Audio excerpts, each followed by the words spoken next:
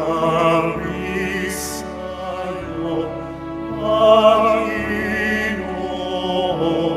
Jesucristo. Napupuri kami sa'yo, Panginoong Jesucristo.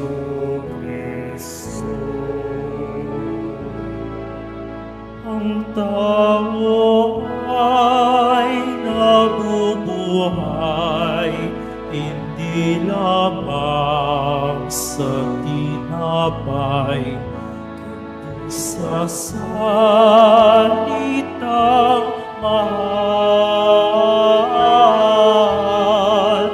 mula sa bibig na banal ng Ama nating may kapal. Napupuri kami sa'yo, Panginoong Jesucristo.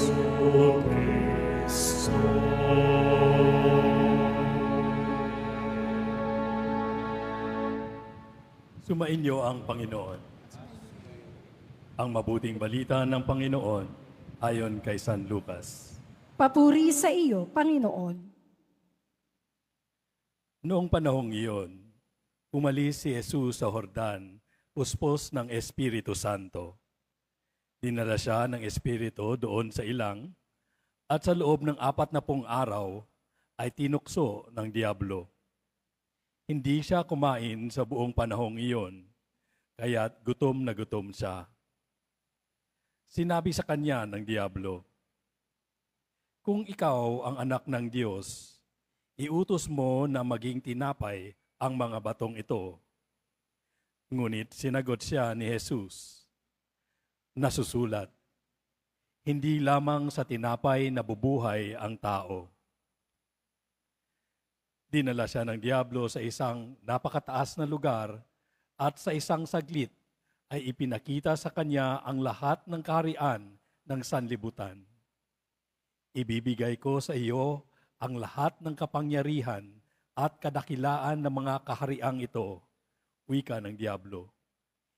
"Ipinagkaloob ito sa akin at maibibigay ko sa kaninumang ibigin ko. Kaya't kung ako'y sasambahin mo, magiging iyong lahat ito." Sumagot si Jesus, "Nasusulat, ang iyong Diyos at Panginoon ang sasambahin mo, at siya lamang ang iyong paglilingkuran." At dinala siya ng diablo sa taluktok ng templo ng Jerusalem at sinabi sa kanya, "Kung ikaw ang anak ng Diyos, magpatihulog ka, sapagkat nasusulat, ipagbibilin niya sa kanyang mga anghel na ingatan ka at aalalayan kanila upang hindi ka matisod sa bato." Subalit, sinagot siya ni Jesus, "Nasusulat, huwag mong subukin ang Panginoon mong Diyos." Pagkatapos siyang tuksuhin ng diablo sa lahat ng paraan, ito'y umalis at naghintay ng ibang pagkakataon. Ang mabuting balita ng Panginoon. Pinupuri ka namin, Panginoong Heso Kristo. Magsiupo muna ang lahat.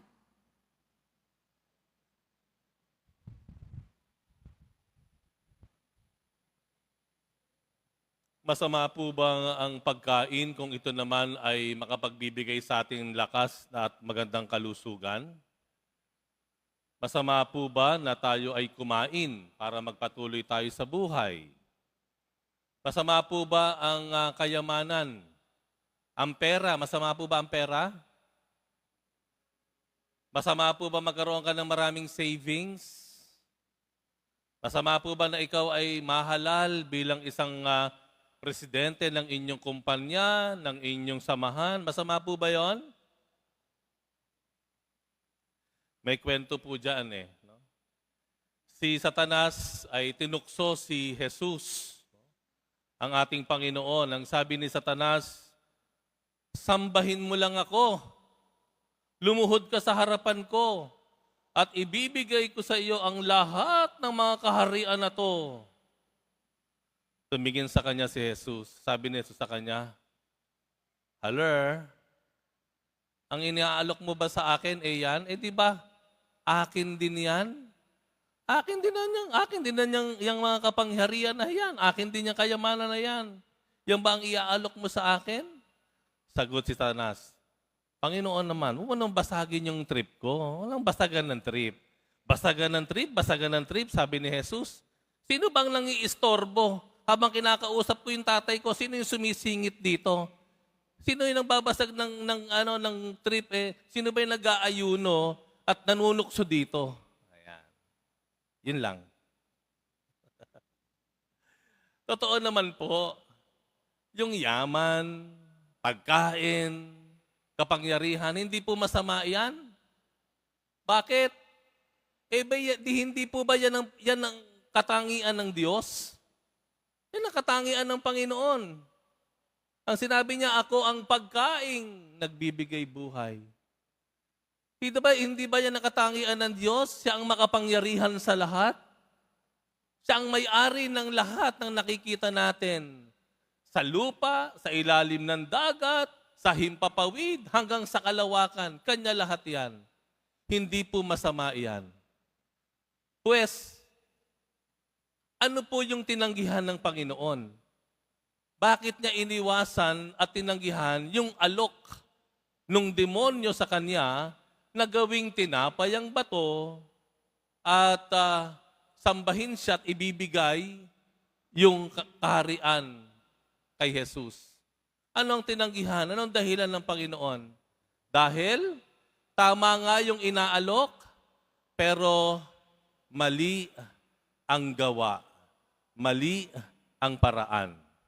Ulitin ko po, tama yung binibigay, pero mali ang pamamaraan para makamtan yung iniaalok o ibinibigay. Sa English, tinatawag natin yang the end does not justify the means. Hindi pwedeng gawing tama ang maling gawa kahit ang layunin pa nito ay maganda at tama. Ulitin ko po, hindi pwedeng gawing tama ang maling gawa kahit ang layunin nito ay maganda at tama. Tama po na pakainin natin yung ating mga pamilya. Tama po yan. Breadwinner ka, ikaw ang ama, talagang mag-uuwi ka dapat para itaguyod ang iyong pamilya. Pagkain, pangailangan ng mga anak, kung ikaw man ay ina, ikaw rin ang breadwinner, ganun din naman po. Pero sana sa tamang pamamaraan mo, nakukuha yung inuuwi mo sa bahay mo. Sana tama yung pamamaraan mo para makamtan yung pera na itutustos mo para sa pangailangan ng iyong mga minamahal. Marami nang naliligaw po ngayon. Iboto nyo ako para sa bayan. Di ba? Para sa bayan. Bibigyan ko ng lupa at tirahan yung mga wala. Di ba? Bibigyan ko ng trabaho, itataas ko ang sweldo. Itataas ko ang antas ng buhay, kalidad ng buhay ng mga Pilipino. Kung ako ay iboboto nyo. Galing, ano? Ako naman po talaga hanga doon. Hanga naman po ako. No? Hanga po ako doon sa mga kumakandidato na ang kanilang layunin o hangarin ay para sa kapakinabangan at kapakanan ng ating mga kababayan. Pero saan ako hindi solve? Saan ako hindi sang-ayon? Doon sa pamamaraan nila para makamtan ang kanilang inaasam na pwesto. Yung paraan nila para maboto, para manalo sa halalan. Doon naman po ako talaga kailanman hindi sasang-ayon. Paggamit ng pera, paglalagay, pananakot, pandaraya, panloloko, pangaapi, pananakit, at minsan pa nga po, pagpatay. Kailanman po sa mata ng Diyos, hindi pwedeng maging tama iyan. Sapagkat hindi pwedeng maging tama ang maling paraan kahit pa ang layunin nito ay hinahangaan. Ulitin ko po, again. Hindi pwedeng maging tama ang maling paraan kahit ang layunin pa nito ay hinahangaan. May mga bagay tayong hinahangaan ng madlang people. Mang-okray, mambuli, tatawanan, tapalakpakan ka pa pag nakakapambuli ka, panggugulo sa laro ng basketball, papalakpakan ka pa ng mga tao, ikaw naman tuwan-tuwa ka, saya-saya mo, pinapalakpakan ka kahit ikaw ay maruming maglaro. Kailanman po hindi pwedeng maging tama ang maling paraan kahit ang layunin mo ay hinahangaan. Yun po yung unang punto natin. Pangalawa, tingnan niyo po yung huli. Nung huli, inilagay ang Panginoon sa isang matuktok ng templo at anong sabi ng demonyo sa kanya? Di ba sinasabi sa kasulatan, nag-quote pa sa Bible, na ikaw na anak ng Diyos ay hindi hahayaang masaktan, sasaluhin ka ng mga anghel. Sige nga, magpatihulog ka. Gumamit ang demonyo ng Bible. Ano sabi ng Panginoon? Nasasaad din naman at nasusulat din naman, huwag mong subukin ang iyong Diyos. Doon natahimik yung demonyo. Pero ang nakikita po natin dito, ito po ay isang malaki pa ring tukso sa panahon ngayon. Ano yon? Kasinungalingan. Kasinungalingan. Ang kasinungalingan nagmimistulang tama at mabuti, pero kung hindi po tayo batid, hindi natin alam, hindi tayo nag-aral, hindi natin pinag-aralan, ito ay yayakapin pa natin at tatanggapin ang mga mali, ang kasinungalingan. Fake news. For a decade, more than a decade already, ang kasinungalingan, fake news, ay sumisira ng maraming ugnayan. Yung misinformation at saka disinformation. Yung misinformation, matatanggap mo pa yun eh. Nagkamali lang sabi sa iyo, no? Ang oras pala ng pagkikita nyo ay ganito, ang nasabi sa iyo ay ganito, hindi kayo nagkita, misinformation. Pero yung disinformation, yun yung sinasadya. Sinasadya para makuha ang loob mo, para pumanig ka sa ganito. Para mapaniwala ka sa isang bagay na hindi naman pala totoo. Disinformation. Alam po ninyo, yan ang dapat nating katakutan. Kung kayo po ay natatakot sa World War III, katakutan niyo po ang fake news at disinformation. Dahil yan papatay ng maraming buhay, milyon-milyon. Hindi na kailangan ng bomba. Hindi na kailangan ng nuclear bomb. Kaya niyang patayin ang tao. Sisirain na ugnayan, sisirain ng tiwala, at tayo ay magkakagulo, mag-aaway-away. Disinformation, fake news. Ingatan po natin iyan. Huwag tayo kailanman papanig. At lalo't higit, huwag tayong magiging tagapagdala ng disinformation. Alam niyo po, ako ay madalas nakakatanggap, hindi ko nasasabihin kung kanino.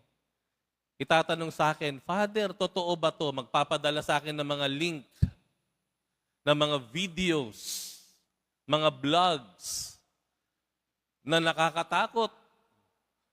Ang Santo Papa raw, ganito, ang simbahan daw, ganito, si ganyan daw, ganyan. Eh talagang yan po, hindi nakakalipas ang isang buwan, meron akong ganyan. Ang sabi ko na lang, ganito po ang gawin ninyo. Kesa po kayo ay mabagabag, maalarma, natatakot kayo lagi. Tingnan niyo po yung source. Sino ba ang nag-publish niyan? Kanino ba nanggaling yung balitang yan? Siguraduhin niyo kung sino ang naglabas niyan. Doon pa lamang malalaman ninyo kung totoo o hindi. At wag niyo na pong ipo-forward yan. Wag niyo na pong ikakalat yan. Makasisira po yan. Sa mga katuwid, gayon pong ating pinagninilayan sa unang linggo ng Kwaresma, ang pagtutukso sa Panginoong Hesus, dalawang bagay ang ating tatandaan. Ang hindi pwedeng gawing tama, ang maling gawa, kahit ang layunin pa nito ay maganda at tama. Hindi pwedeng maging tama ang maling paraan kung kahit ang layunin nito ay hinahangaan. Pangalawa, panindigan po natin ang katotohanan. Ayon sa aklat ng pahayag sa banal na kasulatan, ang ama ng kasilungalingan ay si Lucifer. Ngunit ang Panginoong Hesus nagpakilala sa atin na siyang daan, katotohanan at buhay. At bakit siya naipako sa krus at nag-alay ng kanyang buhay? Siya ay namatay para at alang-alang sa katotohanan. Panindigan po natin, panghawakan ang katotohanan.